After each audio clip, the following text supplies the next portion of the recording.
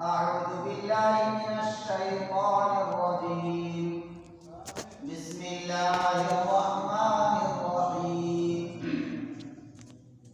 إنا عرضنا الأمانة على السماوات والأرض والجبال فأبين أن يحملنها وأشفقن منها وحملها الإنسان. صدق الله العظيم. وقال النبي صلى الله عليه وسلم: خيركم من تعلم القرآن وعلمه، أو كما قال عليه الصلاة والتسليم. معزز اور محترم قابل صد احترام حضرات اساتذہ کرام، مدرسہ اعزاء، علماء دین اور تشریف فرما مہمانان مکرم، طلباء عزیز،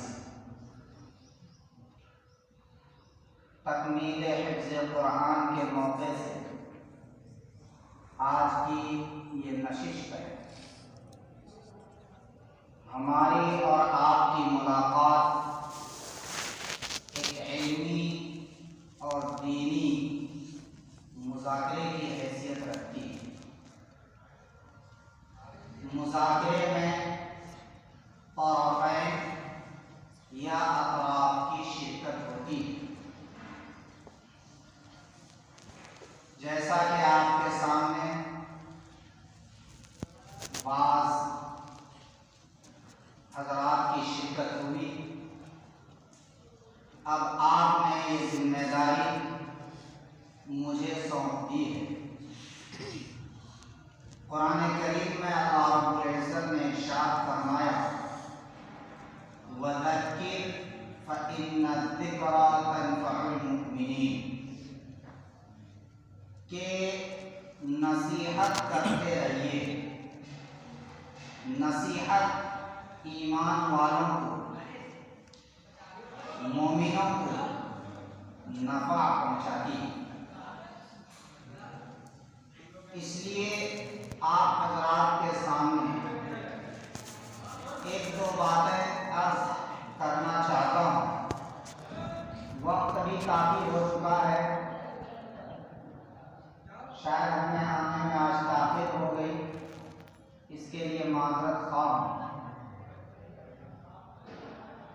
ہم نے آپ کے سامنے ایک آیت قرآن مجید کی تلاوت کی ہے.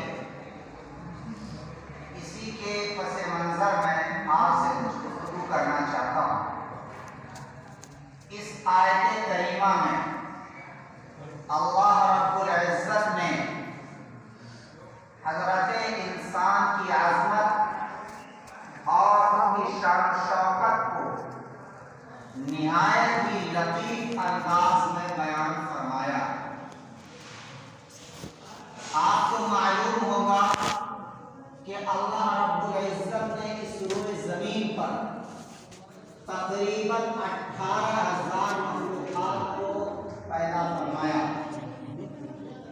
لیکن تمام مخلوقات میں سب سے بلند مقام اور سب سے اشرف اور اعلیٰ اللہ رب العزت نے ہم انسانوں کو بنایا. انسان کی پیدائش سے پہلے اس روئے زمین پر اللہ کی دو مخلوقیں ایسی تھیں جس کو اللہ نے ذی روح بھی بنایا تھا اور باشعور بھی بنایا تھا. ان میں ایک ہے جنات اور ایک ہے فرشتے، ملائکہ. اللہ نے ان کو روح بھی دی ہے اور شعور بھی دیا ہے. انسان کی پیدائش سے پہلے یہ مخلوق اس کائنات میں تھی. اللہ رب العزت فعال لما یرید ہے، یعنی کہ وہ جو چاہتا ہے وہ کرتا ہے، اس پر کسی کا بھی زور نہیں چلتا۔ اگر وہ کوئی بھی کام کرے، جو کچھ بھی کرنا چاہے وہ کرے، کوئی بھی اس سے کیوں، کیسے، کس طرح، کب، اس طرح کے سوالات نہیں کر سکتا۔ اللہ رب العزت نے فیصلہ فرمایا کہ ہم اپنی امانت کو اپنی کسی مخلوق کے سپرد کر دیں، اس امانت کا سہرا، بلکہ یہ امانت کسی مخلوق کے ذمہ لگا دیں، تو اللہ رب العزت نے اپنی امانت یعنی کہ قرآن مجید، یعنی کہ خلافت اور نبوت کی تعلیم اور شریعت اور طریقت پیش فرمایا سب سے پہلے آسمانوں کے سامنے۔ یاد رکھیے کہ امانت رکھنے والا جتنا بڑا ہوتا ہے، امانت بھی اتنی ہی بڑی ہوتی ہے، اور امانت کو رکھنے والا بھی اتنا ہی بڑا اور امین ہوتا ہے، اتنا ہی وہ امانت دار اور دیانتدار ہوتا ہے، اتنا ہی وہ مضبوط اور قابل عظمت ہوتا ہے، قابل قدر ہوتا ہے، صلاحیت مند ہوتا ہے۔ کسی کی امانت سونا، کسی کی امانت چاندی، کسی کی امانت موٹر کار، کسی کی امانت روپیہ پیسہ، لیکن اللہ کی امانت کیا ہے؟ اللہ کی امانت رسالت ہے، نبوت ہے، صداقت ہے، شریعت ہے، ولایت ہے، طریقت ہے۔ نبوت اسی کو دی جائے گی جو امین ہوگا، رسالت اسی کے سپرد کی جائے گی جو امین ہوگا، ولایت اسی کے ذمہ کی جائے گی جو امین ہوگا، طریقت انہی کو دی جائے گی جو امین ہوگا، شریعت انہی کو دی جائے گی جو امین ہوگا۔ اللہ رب العزت نے اپنی امانت کو آسمانوں کے سامنے پیش کیا کہ اے آسمان، تو سب سے بلند ہے، سب سے اعلیٰ ہے، اپنی امانت تیرے سامنے پیش کرتا ہوں، اس امانت کو قبول کر لو۔ کیا تم اس امانت کو قبول کرتے ہو؟ اس امانت کی ذمہ داریوں کو پورا کر سکتے ہو؟ تو آسمان نے معذرت کر دی، فَأَبَيْنَ أَن يَحْمِلْنَهَا وَأَشْفَقْنَ مِنْهَا، آسمان نے معذرت کر دی کہ مجھے ڈر لگتا ہے، میرے اندر یہ صلاحیت اور یہ قوت نہیں ہے، میرے اندر اتنی ہمت نہیں ہے کہ میں آپ کی امانت کے بار کو برداشت کر سکوں۔ اللہ رب العزت نے فرمایا ہے آسمان، تو بالکل وسیع و عریض ہے، تو سب سے بلند اور اعلیٰ ہے، تو بڑے بڑے بوجھ کو اٹھائے ہوئے ہے، لیکن تو اس امانت کی بوجھ کو کیوں نہیں اٹھا سکتا؟ تو آسمان نے کہا کہ میں آفتاب کے بوجھ کو برداشت کر سکتا ہوں، ہم ستاروں کے بوجھ کو برداشت کر سکتے ہیں، ہم چاند کے بوجھ کو برداشت کر سکتے ہیں، اور اس کے علاوہ بھی بہت سارے بوجھ ہمارے اوپر ہیں، ہم تمام بوجھوں کو برداشت کر سکتے ہیں، لیکن امانت الہی کے بوجھ کو ہم برداشت نہیں کر سکتے۔ اشفقن منہا، ہمیں اس سے ڈر لگتا ہے، ہمارے اندر وہ صلاحیت اور قوت نہیں ہے۔ پھر اللہ رب العزت نے امانت الہی کو زمین کے سامنے پیش کیا کہ اے زمین، تو بہت وسیع و عریض ہے، تجھ پر بڑی بڑی بلڈنگیں اور عمارتیں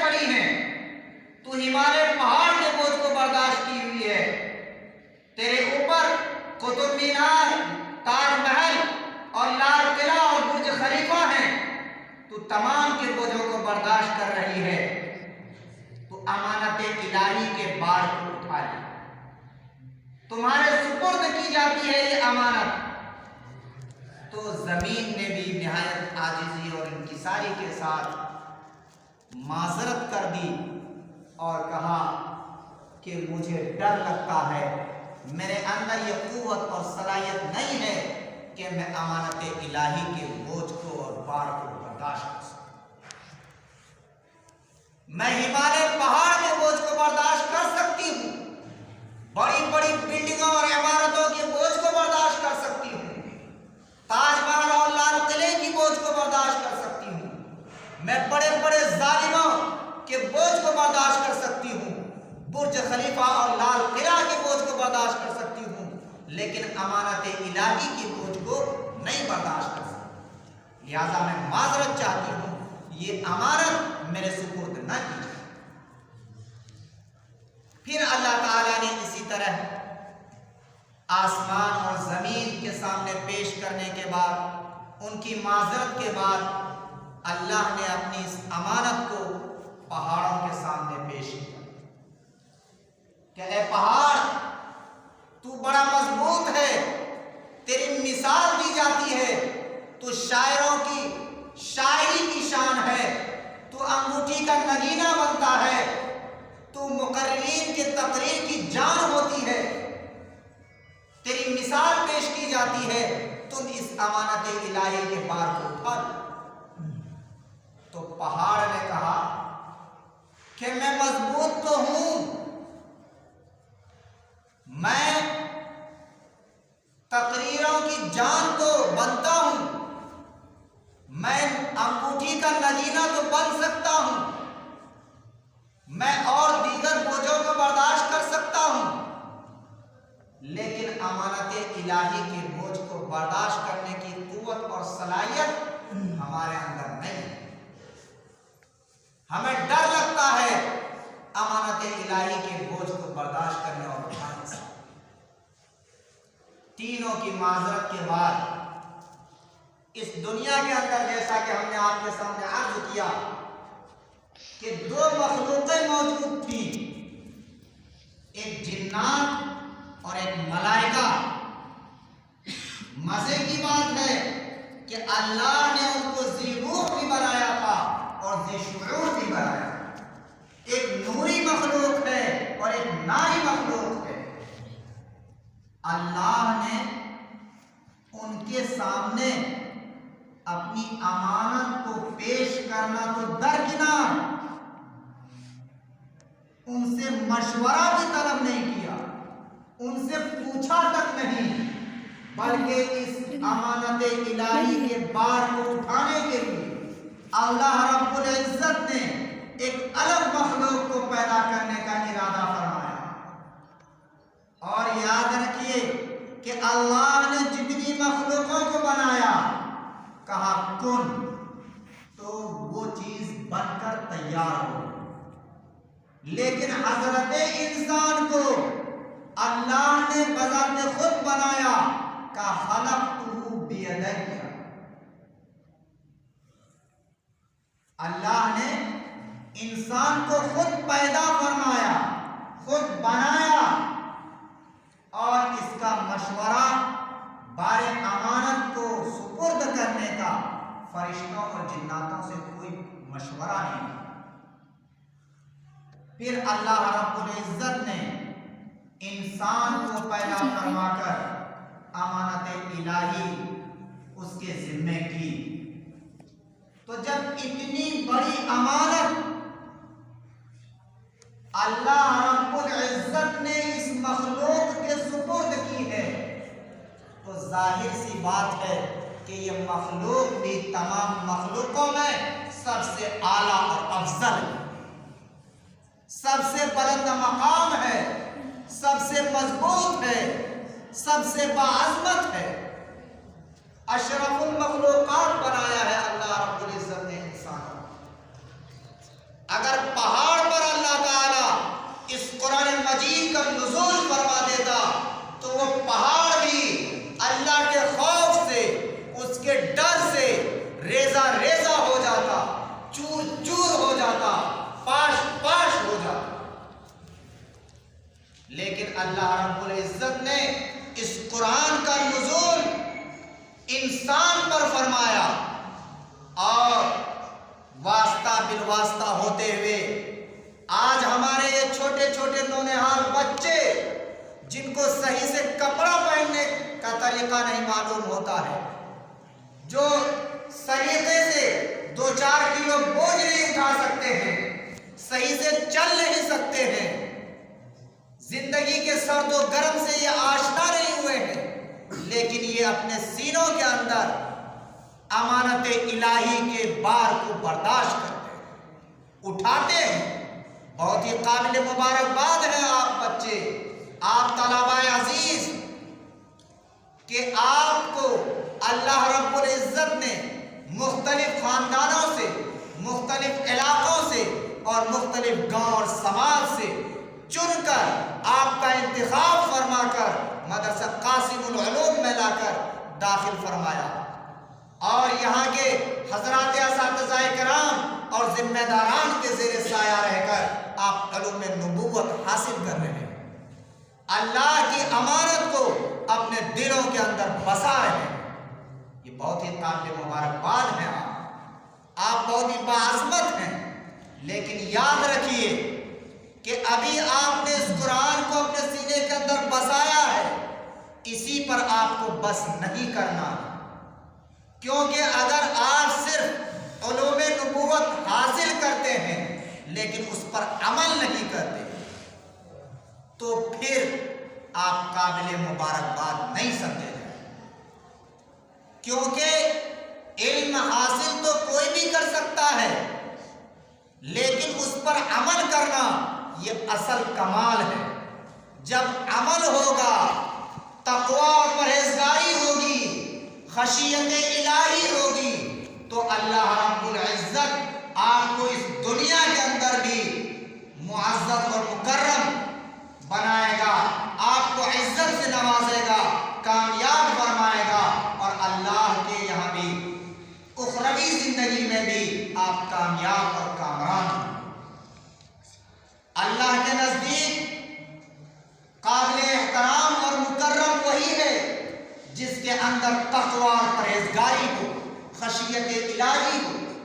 آپ بار بار پڑھتے ہیں ان اکرمکم عند اللہ اتقاکم، کہ اللہ کے نزدیک معزز اور مکرم وہ ہے جو متقی اور پرہیزگار ہے، اور علم حاصل کر لے لیکن اس کے اندر عمل نہ ہو تو وہ کوئی بھی معزز اور مکرم نہیں ہو سکتا۔ مثل الذین حملوا التوراة ثم لم يحملوها كمثل الحمار يحمل اسفارا۔ اللہ رب العزت نے قرآن مجید سے پہلے بھی کتابوں کا نزول فرمایا، علم دیا لوگوں کو لیکن اس پر عمل نہیں کیا تو ان کو گدھے سے مثال دی گئی۔ اگر کوئی علم حاصل کرتا ہے، علوم نبوت کو اپنے دلوں کے اندر بساتا ہے اور اس پر عمل نہیں کرتا تو اس کی مثال گدھے کی سی، اور اگر اس پر عمل کرتا ہے تو پھر وہ اللہ کا مخلص اور معزز اور مکرم کرتا ہے۔ اور خشیت الہی علماء کے اندر ہوتی ہے، جن کے اندر خشیت الہی ہوگی حقیقت میں وہی عالم ہوگا۔ آج کل ہم لوگ عالم کس کو کہتے ہیں؟ جو کسی مدرسے کا نصاب اور کورس مکمل کر لے، سال بسال امتحان پاس کرتا رہے، 7-8 سال مدرسے میں پڑھا رہے، چاہے ان کو رسوخ حاصل ہو یا نہ ہو، چاہے اس نے محنت کی ہو یا نہ کی ہو، چاہے انہوں نے مہارت حاصل کی ہو یا نہ کی ہو، اس نے پڑھائی میں تعلیم حاصل کرنے میں سستی کاہلی کی ہو، لیکن پھر بھی اگر امتحان دے کر پاس ہو گیا تو ہم ان کو عالم کے لقب سے نوازتے ہیں، ہم ان کو مولانا کہتے ہیں، ہم ان کو علامہ اور فہامہ کہتے ہیں۔ لیکن یاد رکھیے یہ اصطلاح ہماری اور آپ کی اصطلاح ہے، یہ قرآن کی اصطلاح میں عالم نہیں ہے۔ قرآن کی اصطلاح میں عالم وہ ہے جس کے اندر علم کے ساتھ ساتھ خشیت الہی ہے۔ انما یخشی اللہ من عبادہ العلماء۔ اللہ کی خشیت, اللہ کا خوف علماء ہی کے دلوں کے اندر ہوا. تو عزیز طلبا, آج بہت ہی قابل احترام ہے کہ اللہ کی امانت کے بار کو برداشت کر رہے ہیں, اس کو اپنے دلوں کے اندر بسا رہے ہیں. آپ نے اپنے رات کی نیندوں کو چھوڑ دیا ہے, اپنے آرام و راحت کو چھوڑ دیا ہے. آپ کے والدین بھی ہیں, رشتہ دار بھی ہیں, بھائی بہن بھی ہیں, سب کی محبت آپ کے دلوں میں ہے. آپ کو کھیل سے بھی پیار ہے, آپ کو اپنے گھروں سے بھی محبت ہے, لیکن تمام محبتوں کو قربان کر کے آپ مدرسے کے اندر آئے ہیں اور اپنے آپ کو ذمہ داران کے حضرات اساتذہ کرام کے سپرد کر دیا ہے کہ آپ ہمیں کچھ بنا دیجئے, ہمیں علوم نبوت سکھا دیجئے, ہمیں حافظ قرآن بنا دیجئے, عالم دین بنا دیجئے. بہت ہی قابل مبارکباد ہے اس بات پر. لیکن اس کے ساتھ میں عرض کرتا ہوں کہ آپ علم حاصل کریں اور ساتھ ساتھ اس پر عمل بھی کریں. اور اسی کے ساتھ بہت ہی قابل مبارکباد ہیں آپ بچوں کے والدین کہ اللہ رب العزت نے ان کو دین کی سمجھ اور فہم عطا فرمائی. اللہ نے دین کی عظمت کو ان کے دلوں کے اندر بسایا اور بٹھایا. انہیں توفیق عطا فرمائی کہ اپنے جگر کے ٹکڑے کو, اپنے لاڈلے کو لا کر مدرسے کے اندر داخلہ دلایا. خود دھوپ میں جلتے ہیں, خود بارش میں بھیگتے ہیں, جاڑے میں ٹھٹر کر رہتے ہیں, لیکن اپنے بچوں کی تعلیم کے لیے ہر ممکن انتظامات کرتے ہیں. دن بھر جا کر کھیتوں میں کام کرتے ہیں, لوگوں کی دکانوں اور آفسوں میں کام کرتے ہیں. اور آج کل کے ذمہ داران, یہ آفسوں کے مالک اتنے ظالم ہو گئے ہیں کہ بالکل غلاموں جیسے سلوک کیا کرتے ہیں ملازمین کے ساتھ اور طرح طرح کی باتیں سنایا کرتے ہیں. ایسی چیزوں کو بھی برداشت کر کر آپ کے والدین آپ کی تعلیم کے لیے ہر ممکن کوشش کرتے ہیں.